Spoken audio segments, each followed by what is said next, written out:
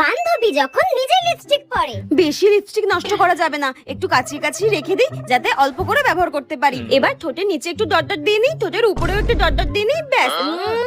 আর কিচ্ছু করতে হবে না, ব্যাস। আমি তো শিওর এরকম করে যদি আমি লিপস্টিক ব্যবহার করি আরো 1 বছর চালিয়ে নিতে পারবো। আর বান্ধবী যখন অন্য লিপস্টিক পরে। শোন না, তোর লিপস্টিকটা আমাকে একটু পরতে দিবি রে? আমি না বাড়ি থেকে লিপস্টিক পরে আসতেই ভুলে গেছি। তোর লিপস্টিকটা একটু পরতে দে না রে।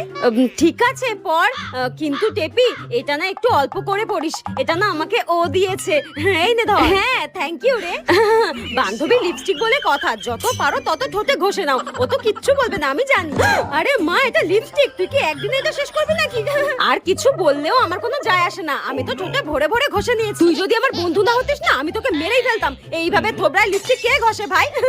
এই নে। হ্যাঁ এই লিপস্টিকটায় আর কিছু বেঁচে আছে, সব ঘষে ঘষে কাচিয়ে কুচিয়ে মেখে নিয়েছে। কি বাজে মেয়ে, মনে হচ্ছে মেরে মুখ ভেঙে দিই, ডাইনি একটা।